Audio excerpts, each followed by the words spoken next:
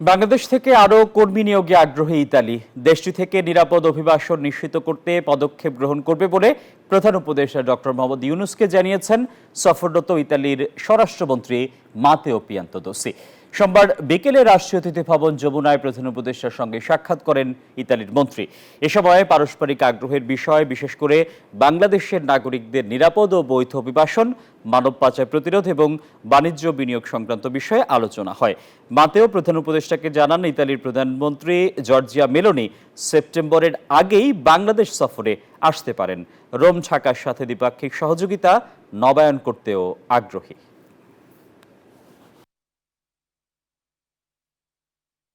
ধন্যবাদ আসিফ। ইতালির যে বর্তমান সরকার তার এই অবৈধ অভিবাসন বন্ধের যে প্রক্রিয়াগুলো ছিল সেই প্রক্রিয়ারই একটি অংশ আজকের এই সফর।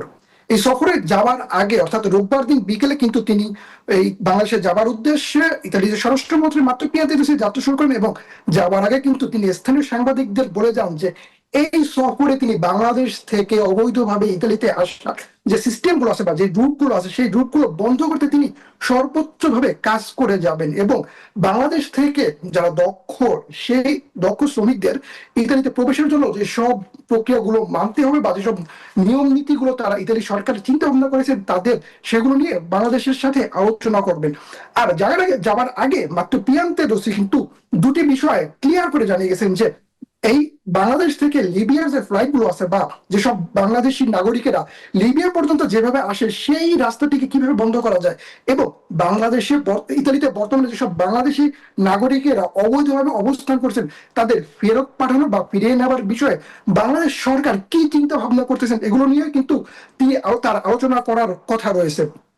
শুধু মাত্র পিয়ান্তোদোসি কিন্তু শুধু বাংলাদেশে সফর করবে না, বাংলাদেশের পরবর্তীতে তিনি যাবেন পাকিস্তানের সাথেও তারা সেম বিষয়গুলো নিয়ে আলোচনা করবেন এবং ইতালির যে প্রধানমন্ত্রী জর্জিয়া মেলোনি কিন্তু বারবারই বলেছেন যে বাংলাদেশ থেকে যারা ইতালিতে বৈধভাবে আসবে, শুধু বাংলাদেশ না বিশ্বের যে কোনো দেশ থেকে যারা ইতালিতে বৈধভাবে আসবে তাদের সবাইকে তারা ওয়েলকাম জানাবে এবং তাদের জন্য সব ধরনের সুযোগ সুবিধা থাকবে।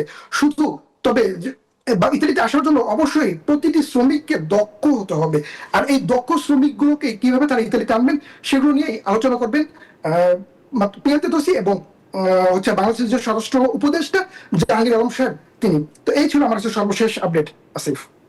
বান্ডেল থাকলে প্রতি সেনমানিতে টাকা বাঁচবে।